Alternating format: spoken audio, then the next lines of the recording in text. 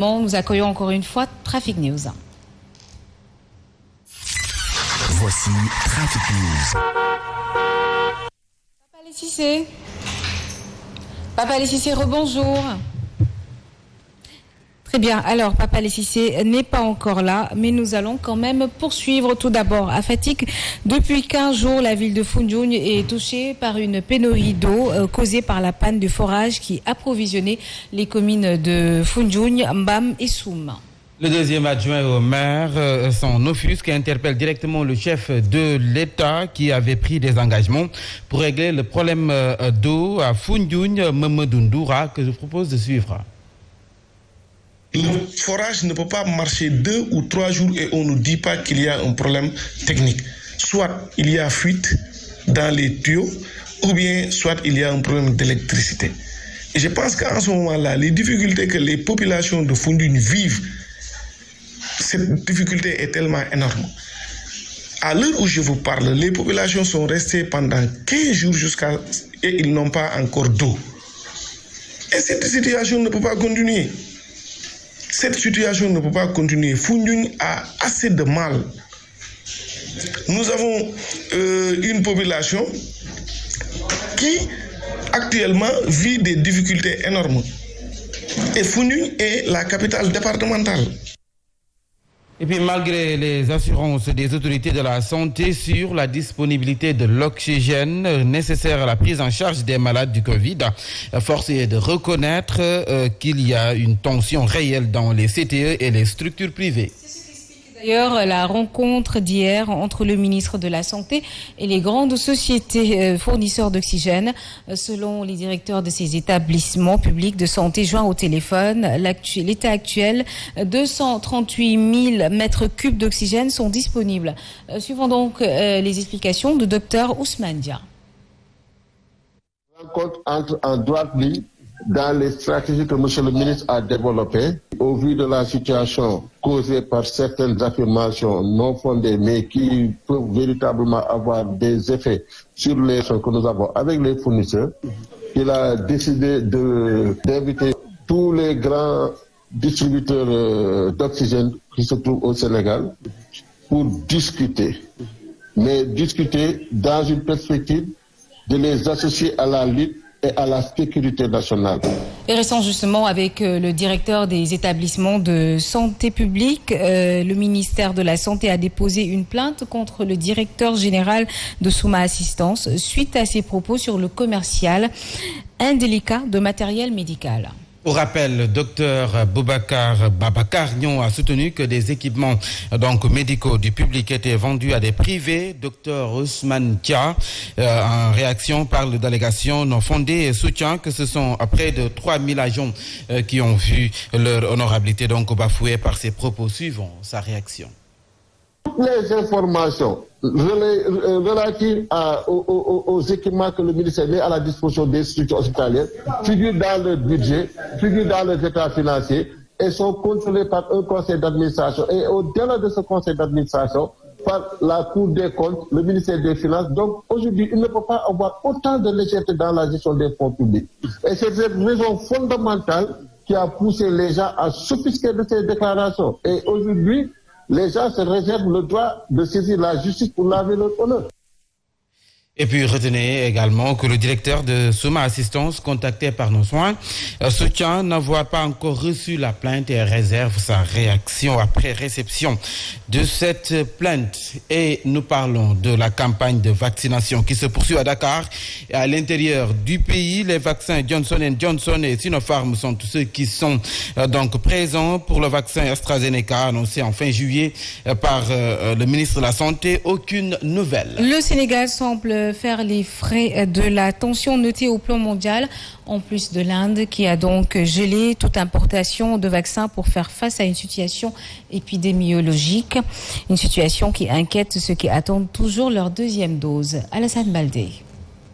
Mais Même si notre pays dispose d'une bonne quantité de vaccins comme Johnson & Johnson ou encore Sinopharm avec l'acquisition de plus de 500 000 doses la semaine dernière, c'est tout le contraire pour le vaccin AstraZeneca. En rupture depuis des mois suite à la recrudescence des cas de Covid en Inde qui avait décidé de suspendre les importations, notre pays peine à en acquérir. Une tension liée à la forte demande au niveau mondial. Ainsi, ils sont des milliers à vivre dans cette angoisse sans fin, d'autant plus que du côté des autorités sanitaires, c'est encore le flou total. Le ministre Abdoulaye Diouf Sarr avait annoncé l'arrivée d'un lot de vaccins au courant du mois de juillet. Nous sommes au mois de août et toujours rien. Un manque de communication lié à AstraZeneca qui risque d'impacter négativement chez beaucoup de Sénégalais qui commencent sérieusement à envisager de prendre d'autres vaccins. Vivement donc le projet de production de vaccins par l'Institut Pasteur d'ici 2022 comme voulu par le président de la République Macky Sall qui en a fait son cheval de bataille. À présent, cap sur les États-Unis, c'est pour parler, comme annoncé dans les titres, de ces précisions qui ont été apportées sur le nouveau variant.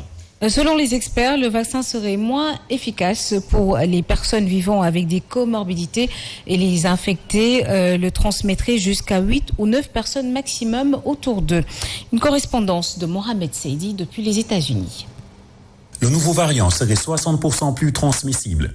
Le document du CDC explique que chaque infecté du nouveau variant est apte à le transmettre à 8 ou 9 personnes par rapport à l'ancien variant transmissible qu'à 2 en moyenne. 1000 fois plus élevée est la charge virale que les nouveaux vaccinés infectés se paient. Et cela d'après une étude chinoise. Le nouveau variant se transmettrait en 4 jours comparé à 6 pour l'original. Actuellement, un peu plus de la moitié des Américains restent non vaccinés. Les moins de 12 ans ne doivent toujours pas être vaccinés et les personnes avec comorbidité n'auront pas le même degré de protection que les personnes sans. Une traque des vaccinés infectés est toujours en cours, mais les vaccinés infectés asymptomatiques demeurent encore la grande équation. Et ici, une partie de la population commence à se méfier des vaccinés.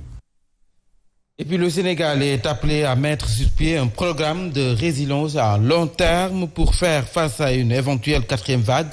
En attendant, la gestion de cette 3e vague très virulente met à rude épreuve le système de santé. Secteur confronté à une prise en charge correcte de nombreux malades du Covid et à une prise en charge des primes de personnel de santé en fonction dans les centres de traitement épidémiologique. Un commentaire signé Fatou Abdoundiaye. La pandémie du coronavirus continue de dicter sa loi dans le pays avec un bilan macabre qui s'allonge. En effet, avec plus de 100 décès enregistrés en une semaine, la courbe des morts liées au coronavirus ne cesse de grimper. Les chiffres qui sortent des différents communiqués du ministère de la Santé font froid dans le dos et démontrent les failles de notre système sanitaire. Et le pire, aujourd'hui, rien ni personne ne semble nous sauver de l'hécatombe de cette 3e vague de Covid-19. Sinon, comment comprendre que le chef de l'État aurait été averti d'une 3e vague avec son variant Delta, plus contagieux et plus meurtrier depuis très longtemps, et cela ne l'a pas empêché d'initier des tournées économiques partout au Sénégal. Aujourd'hui encore, l'OMS avertit d'un risque d'une 3e vague de Covid-19. Le Sénégal doit donc aujourd'hui harmoniser sa stratégie de lutte et pour cela, l'État doit édifier les populations sur les allégations de vente de matériel du public à des structures sanitaires du privé et aussi par rapport aux primes du personnel de santé qui a payé un lourd tribut dans la lutte contre la Covid-19.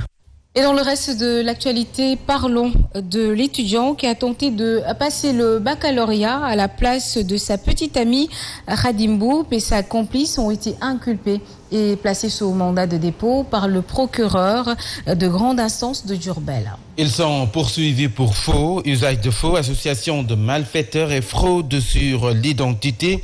C'est ce que nous dit Abdoulaye Diagne Ousmane Diouf à Diourbel. L'étudiant KM qui faisait le bac au centre Makana Faye de Diourbel à la place de la copine de son frère est présenté au procureur.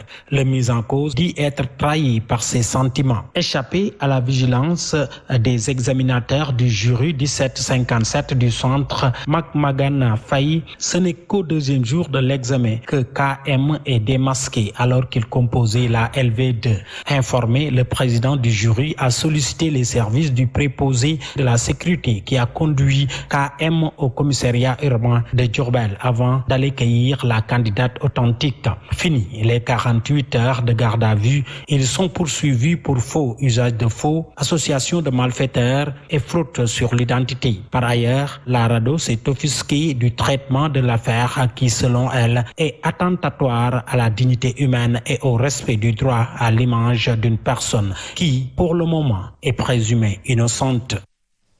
Et toujours dans l'actualité judiciaire, cette grève de la faim entamée par une 50aine de détenus et de rebeux à Mbour également. Selon le mouvement Frappe France Dégage, ces derniers dénoncent entre autres les longues détentions préventives et les mauvaises conditions d'incarcération. À Mbour, ce mouvement a été confirmé par un détenu qui a joint notre correspondant Aline Badara Sonko. À l'instar de Rebeuss, les détenus de la maison d'arrêt et de correction de Mbour ont aussi entamé ce lundi une grève de la faim. Ils s'offusquent des mauvaises conditions de vie et aussi les longues détentions préventives. D'ailleurs, ils disent que depuis plus d'1 an, il n'y a pas eu de procès au niveau de la chambre criminelle et correctionnelle, tribunal de grande instance de Mbour. Notre source nous renseigne aussi que sur les 15 chambres que compte la maison d'arrêt et de correction de Mbour, 2 chambres n'ont pas suivi le mot d'ordre de grève, notamment les chambres 8 et 9. Interpellés sur cette grève de la faim, les autorités de l'administration pénitentiaire au niveau de Mbour promettent d'apporter des éclaircissements dans les jours à venir. Pour rappel, la maison d'arrêt et de correction de Mbour compte plus de 650 détenus. Et en plus bref, sachez qu'à Joal, le climat reste tendu entre une partie de la population et le maire lors d'une marche de protestation organisée dans